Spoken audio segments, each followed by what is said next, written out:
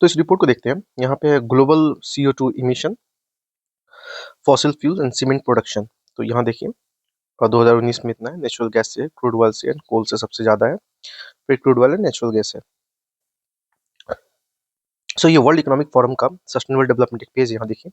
Cement is a big problem for the environment, is how the sustainable, how to make it more sustainable. तो global cement manufacturing is responsible for about 8% of world's total CO2 emission, and the current trajectory would see emission from sector soar to 3.8 billion tons per year.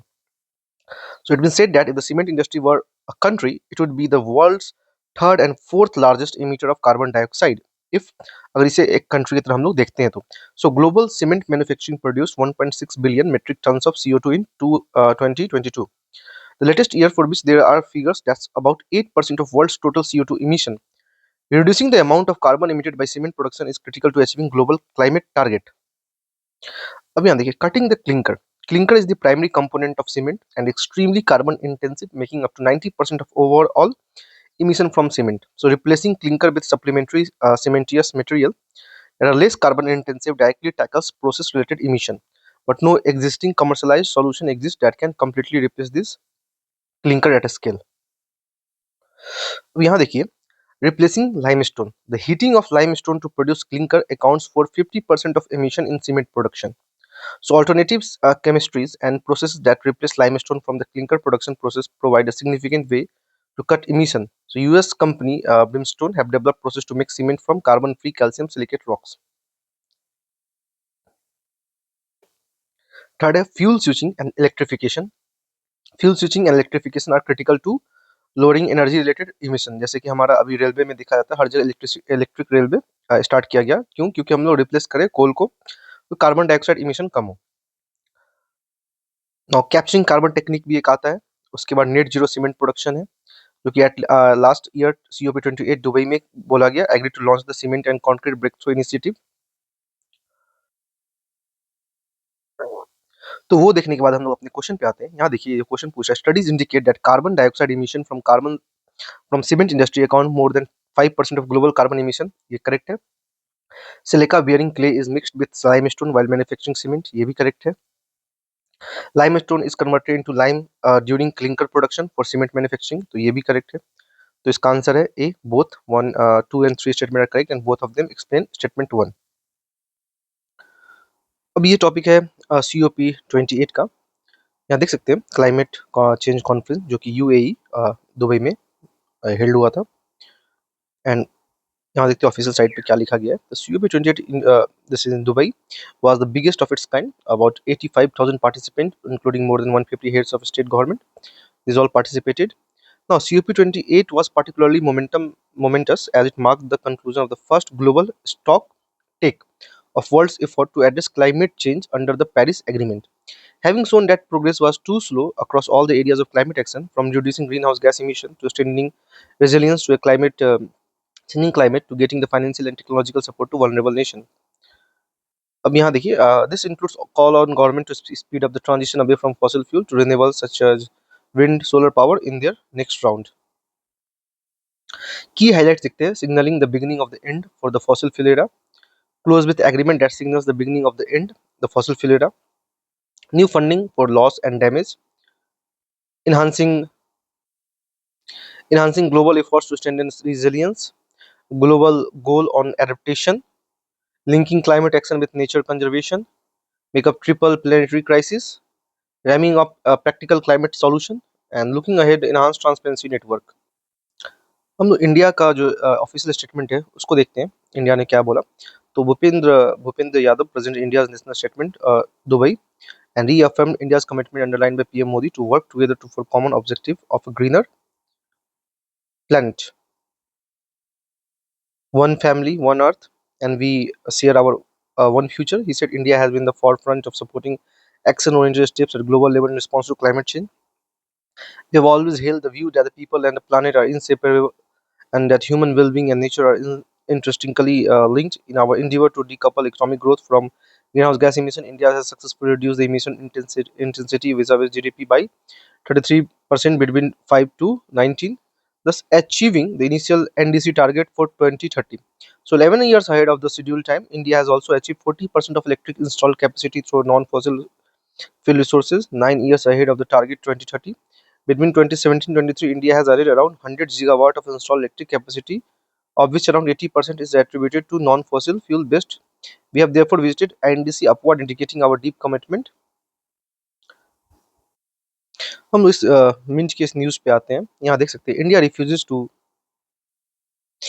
refuses to sign COP28 declaration on climate and health. Here is why. तो देखते हैं, India refuse to sign COP।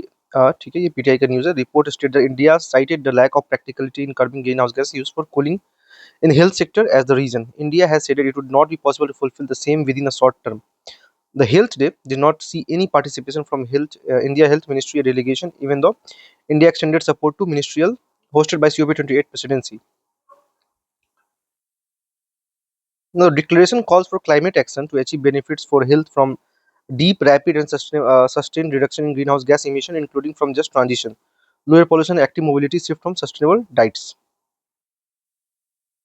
इस line को देखते हैं। India expressed concern that greenhouse gas reduction for cooling in the health sector could hinder its ability to meet the growing demand for medical service, particularly in remote and undeserved area, a delegate from Kenya said. It emphasized the pursuit of policies that accelerate the achievement and sustainable development goals at SDG Konsai SDG 3, which focuses on good health and well-being. यहाँ देखते हैं, the COP28 declaration on climate and health is non-binding political commitment for over 120 countries to integrate health into climate action, reduce health sector emission, and build climate resilient health system. So signed at the first health day at COP28 is serves as a call to action for government and partners to collaborate through health and climate issue. तो इतने सारे news को देखने के बाद हम लोग अपने क्वेश्चन पे आते हैं, और यहाँ देखते हैं कि पहला स्टेटमेंट बोल रहा है, at the 28 United Nation climate change conference. ये कहाँ हुआ है? ये यूएई में हुआ।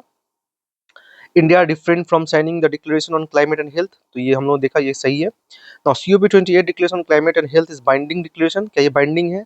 नहीं, ये नॉन बाइंडिंग था, non binding. And if signed it becomes mandatory to decarbonise health sector, तो ये नॉन बाइंडिंग था। Now if India's health sector is decarbonise, the resilience of its health care system may be compromise, so this being correct, तो हमारा इसका answer होगा सी। तो सबसे पहले इस वीडियो को देखिए। यहाँ पे आप देख सकते हैं कैसे जो लाइन है, ये जो लाइन है, ये जो आपका लाइन है, ये सीधा है, और यहाँ पे आपका ये जो एक्सिस बन रहा है, इसको देख सकते हैं।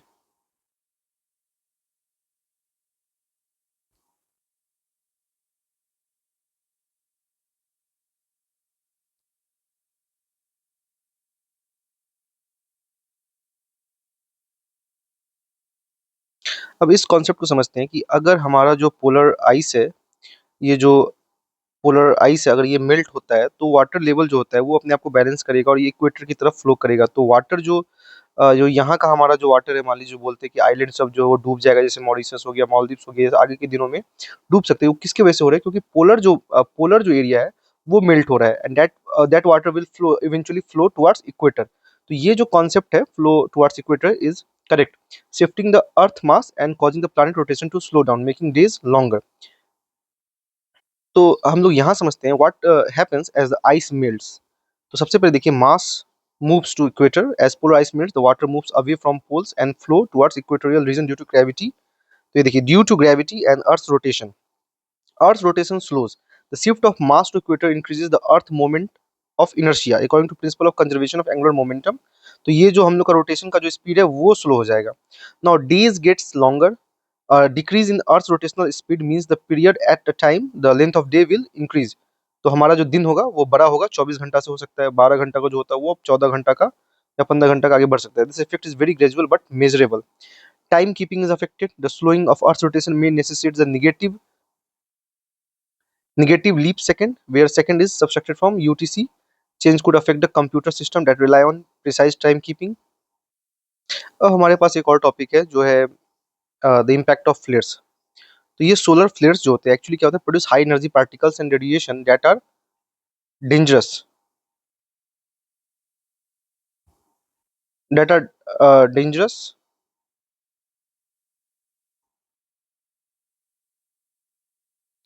तो यहाँ देखिए हमारा जो है ये जो सोलर फ्लेयर है वो एक्चुअली जो मैग्नेटिक फील्ड है अर्थ का वो उसको बाउंस बैक कर देता है, और जिसकी वजह से हम लोग प्रोटेक्टेड है। और ये जो सोलर फ्लेयर है ये हमारा कम्युनिकेशन सैटेलाइट सिस्टम ये सबको खराब कर सकता है। तो इतना ही कर सकता है, इंक्रीज ड्रैग अर्थ ऑर्बिटिंग सैटेलाइट। ये काफ़ी अच्छा इमेज है, ये देख सकते हैं सोलर फ्लेयर्स ये आ रहे हैं, और ये हमारा अर्थ का मैग्नेटिक फील्ड है जो देखिए ये कैसे काम कर रहा है, ये सब डाइवर्ट हो जा रहा है। और नासा का, हमारे पास नासा का एक ये रिपोर्ट है जहाँ पे इन्होंने बोला कि funded studies explain how climate is changing earth rotation. और यहाँ भी यही बोले, researchers use more than 120 years of data to decipher how melting ice, dwindling ground water and rising seas nudging the planet's spin axis and lengthening days. तो days हमारा बड़ा हो रहा है, तो मे बी नेक्स्ट अगर क्वेश्चन बनता है तो वहाँ पे ये चीज, ये स्टेटमेंट पूछा जा सकता है। So finding come from two recent NASA funded studies focused on how the climate related distribution ice and water has affected earth rotation. सुनो अब हम लोग क्वेश्चन देखते हैं जो कि पूछा गया है। ये देखिए पहला स्टेटमेंट बोला है, scientific study suggest that shift is taking place in earth rotation and axis. तो ये नासा में के रिपोर्ट में हम लोग देखा। Now solar flares and associated coronal mass ejection bombarded the earth outermost atmosphere with tremendous amount of energy. ठीक है, ये स्टेटमेंट को देखते हैं आगे। As the earth polar ice melts the water tends to move towards the equator. तो ये भी ये स्टेटमेंट बिल्कुल सही है। Now coming to this statement, यहाँ देखते हैं इसका आंसर होगा बी होना चाहिए, क्योंकि बोथ स्टेटमेंट 2 और 3 करेक्ट है, but only one of them explain the statement 1। और वो कौन सा है? ये स्टेटमेंट, जो सारा कॉन्सेप्ट इसी पे है। और ये जो है हमारा ये स्टेटमेंट सही है, but this does not explain this scientific study. तो हम लोग UN United Nation climate change के ऑफिशियल साइट पे है, और हम लोग समझते हैं पेरिस एग्रीमेंट है क्या। So it's a legally binding. सबसे पहले जो चीज़ है वो है ये लीगली बाइंडिंग है। International treaty on climate change adopted by 195 parties, और ये हमारा हुआ था COP 21 इन पेरिस 2015 का, 2015। तो इसका गोल जो था to increase that to is to hold the increase in global average temperature to well below 2% above pre-industrial level and pursue effort to limit the temperature increase 1.5 degree Celsius above pre-industrial level। तो इस चीज को समझते हैं। ये जो जो चीज है वो क्या बोल रहे हैं कि आप जो है हम लोग 2% सेल्सियस के नीचे रहने की कोशिश करेंगे, इसके ऊपर बढ़ने नहीं देना है। On pursue effort to limit the temperature, और further 1.5 degree Celsius pre industrial level तक लेके जाना है। So however in recent year the world leaders have stressed the need to limit the global warming to 1.5 degree Celsius by the end of this year, this century, जो हमारा 21st century चल रहा है। और अगर हम लोग इसको क्रॉस करते हैं तो this will unleash far more severe climate change impacts, including more frequent and severe droughts, heat waves and rainfall। और वो जो क्वेश्चन हमारा था जैसे कि अर्थ का जो पोलर जो आइस बेल्ट है वो आपको अगर मेल्ट होता है तो इक्वेटर के पास ज़्यादा पानी बढ़ सकता है, और वो भी हमारे रोटेशन को इम्पैक्ट करता है।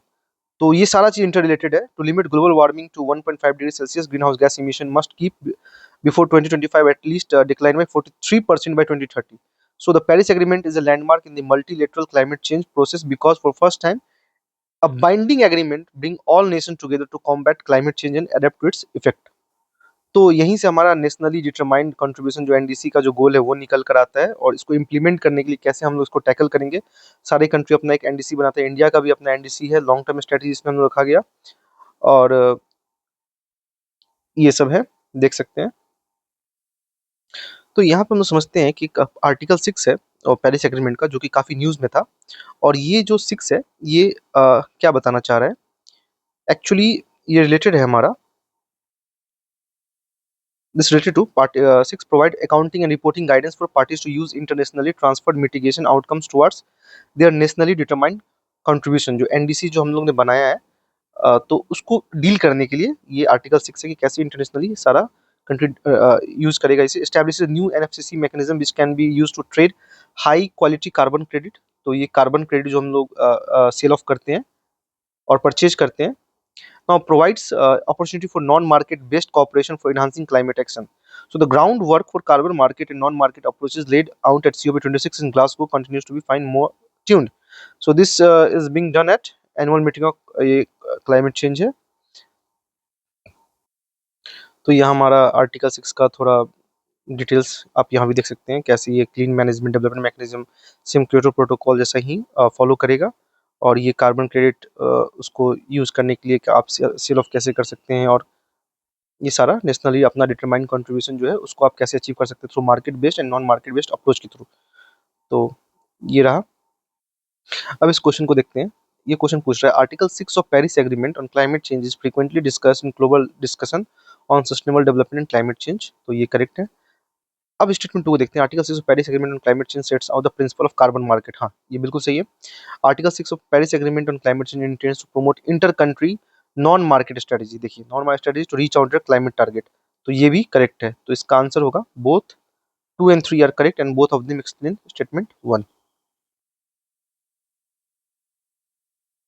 सो यहाँ देख सकते हैं एशियन डेवलपमेंट बैंक का एक न्यूज़ आया है, nature solution finance for climate and environment, a platform with innovative finance approach that can proactively amplify nature-based solution project for measurable impact in conserving the region।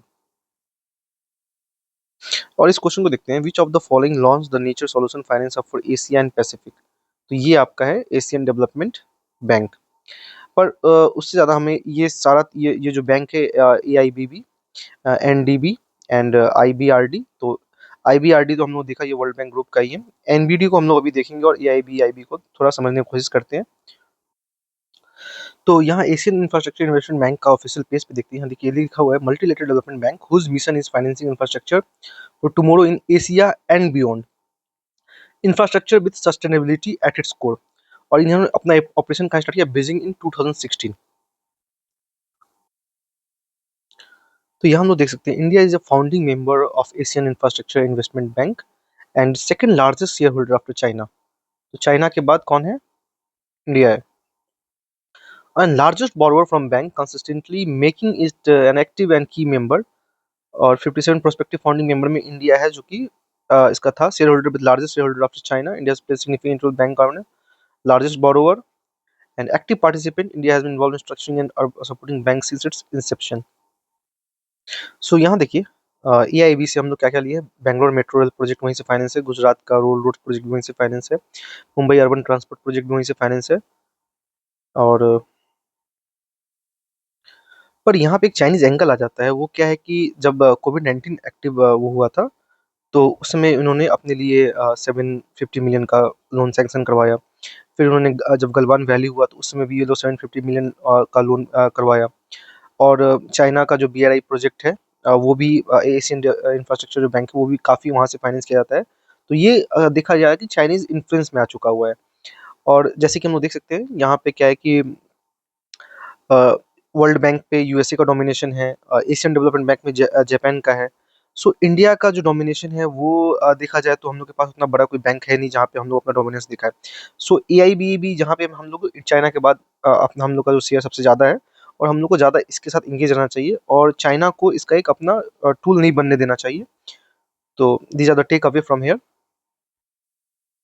तो इस topic को देखते हैं। ये हिंदू का कटआउट है। Both the presidency and vice presidency of an national development bank are rotated among BRICS founding member. और ये पहले ब्रिक्स बैंक ही था, Brazil, Russia, India, China and South Africa. NBD was established in कब हुआ था, देखिए ये हुआ था आपका 2015 में for financing development project in the groups member. Since its establishment, NDB has approved 120 investment projects totaling $40 billion, spanning several key areas including clean energy and energy efficiency, transport infrastructure, environment protection, water supply and sanitation. और ये जो national development bank है ये as a हम लोग dollar को replace करने का एक एम भी कर रहे हैं। और इसी के लिए जो ट्रम्प है वो threatens 100% tariff against BRICS countries if they try to replace US dollar. तो हम लोग अपना एक करेंसी बनाने का सोच रहे थे और बस प्लानिंग चल रहा है, क्योंकि ये शायद रसिया की तरफ से ये मूव आया था। सो ये है नेशनल डेवलपमेंट बैंक के बारे में। और रिसेंटली अल्जीरिया इसके एक नया मेंबर बना है। अल्जीरिया डेवलपमेंट बैंक का becoming full member of its prestigious international financial institution. यहाँ देखते हैं एंड नेशनल डेवलपमेंट बैंक का जो गवर्नेंस है उसको देखते हैं। यहाँ देखिए each member has equal voting power, the board of governor and board of directors govern the bank role important general study, तो ये तो अपना हो गया US. Holds observer status in UN general assembly since 2018, तो इसके पास ऑब्जर्वर स्टेटस है यूएन का। और यहाँ देख सकते हैं as of 2025 Bangladesh, UAE, Egypt, Algeria with others like Uruguay, Uzbekistan and Colombia awaiting ratification. तो यहाँ तक इनके एक नए मेंबर है। फाउंडिंग मेंबर तो हमारे जो है Brazil, Russia, India and China, South Africa. तो इनका ये देखिए, clean energy, energy efficiency, transport infrastructure, water sanitation, digital infrastructure, environment protection, social structure, 2015, and has built trusted institution profile underpinned by diverse portfolio of infrastructure, sustainable development projects, and strong international credit rating. So this is about NBD, और इनका official ये है sustainable development project, emerging market and developing country. Emerging, ये देखिए, emerging markets and developing countries. तो अगर PT में अगर क्वेश्चन ऐसा बनता है तो हम लोग समझ सकते हैं हाँ ये है डेवलपिंग कंट्रीज के लिए। किसके लिए है? Mostly for developing countries, developing countries. अगर क्वेश्चन में अगर डेवलप लिख दिया जाए तो मे बी वो स्टेटमेंट रॉन्ग हो सकता है। सो ये है position contribute global growth and development, purpose mobilising resource for infrastructure and sustainable development project in emerging markets. तो हम लोग हैं इंटरनेशनल एनर्जी एजेंसी की ऑफिशियल साइट पे, और यहाँ हम लोग देख सकते हैं इन्होंने डायरेक्ट एयर कैप्चर टेक्नोलॉजी के बारे में क्या बताया। Direct air capture technology extract CO2 directly from atmosphere at any location, unlike carbon capture, which is generally carried out at a point of emission, such as steel plant. The CO2 can be permanently stored in deep geological formation or used for a variety of application. तो challenges क्या है? Capturing CO2 from the air is the most extensive and expensive application of carbon capture. The CO2 in the atmosphere is much more dilute than, for example, flue gas from power station. तो ये source से, जैसे CO2 हमारे अभी अगल बगल में जो है वहाँ से भी कैप्चर कर सकता है। अदरवाइज जो हमारा जो इससे पहले जो कार्बन कैप्चर था, तो वो एट एट अ सोर्स, मान लीजिए पावर प्लांट है, जहाँ थर्मल पावर प्लांट है, वहाँ पे जो CO2 इमिशन हो रहा है वहीं पे कैप्चर कर सकता है। तो ये इस चीज़ को, ये direct tracking, direct air capture, ये इसको, इस टेक्नोलॉजी को बहुत ही इमर्जिंग टेक्नोलॉजी बना रहा है।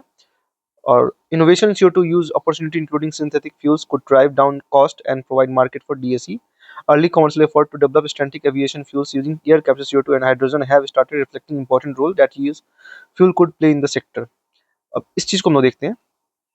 यहाँ है direct technology extract CO2 directly from atmosphere for CO2 storage or utilization.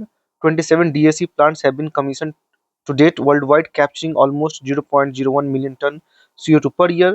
Plans for the least large goal is more than 1,000 tons CO2 per year, and 130 DAC facilities are now at various stages of development. If all were to be advanced, DAC development would nearly reach the level required in 2030 under the net zero emission by 2050. And this 65 million ton CO2 lead times for DAC plant range from 2 to 6 years, suggesting that development in line with NGO's scenario could be achieved with adequate policy support. However, most of the facilities announced to date are very early stage of development and cannot be expected to reach final investment decision and operational status without continued development of market mechanism and policies to create demand for CO2 removal service they would provide. ना हम लोग अब utilisation of carbon capture पे देखते हैं। तो क्या कर सकते हैं हम लोग? इससे एक नया प्रोडक्ट बना सकते हैं। CO2 can be used to raw material in variety of products, जैसे सीमेंट में, प्लास्टिक्स में, अदर केमिकल्स में। प्रोड्यूसिंग कार्बन न्यूट्रल फ्यूल्स बना सकते हैं combine with renewable hydrogen to create carbon neutral synthetic fuel which can be potential solution for sectors that are hard to decarbonize like aviation and shipping. Food and drinking processing कर सकते हैं। CO2 capture can be used in applications like carbonating beverages, offsetting emission for industry that cannot eliminate or their emission through other means. DAC provides way to offset their residual emissions, helping them achieve net zero goals. तो हम लोग question देखते हैं। ये क्या पूछ रहा है? With reference to direct air capture and emerging technology which of the following is are correct. तो देखिए, इट कैन बी यूज, तो जहाँ कैन बी आ सकता है तो may be mostly 90% of the times that statement is correct. As a way of carbon sequestration, it can be valuable approach for plastic production and in food processing. In aviation, it can be a source of carbon for combining with hydrogen to create synthetic low carbon fuel. तो ये तीनों statement हमारा सही है, 1, 2 and 3। तो ये हमारा peacock ट्रेंटुला, और ये इंडिया में मेजरली लोकेशन जो इसका है आंध्र प्रदेश है, AP।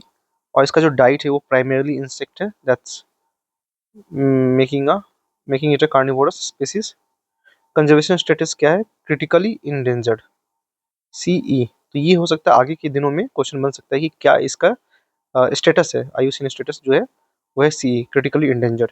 ऑन मेन थ्रेट है illegal pet trade and collectors and habitat loss. और ये जो रहते हैं ये एक मान लीजिए जो लंबे पेड़ होते हैं बिग ट्रीज, उसके होल्स में ये लोग रहते हैं, तो इनका वो हैबिटेट है। अब इस क्वेश्चन को देखते हैं। ये क्वेश्चन जो है आपका रिगार्डिंग पीकॉक ट्रेंटुला, गोटी ट्रेंटुला जो बोलते हैं इसे। तो यहाँ देखिए इट इज एन ओमनीबोरस क्रस्टेशियन, तो नहीं, ये हमारा कार्निवोरस है जो कि इंसेक्ट्स को सिर्फ खाता है। And it is natural habitat in India is only limited to some forest area, तो हाँ ये सिर्फ आंध्र प्रदेश एरिया में आपको मिलेगा, तो ये गलत है, इसको काटते हैं। Now it is in natural habitat is in arboreal species, तो ये हाँ they lives in trees and holes of tall tree, तो इसका आंसर हमारा होगा 2N।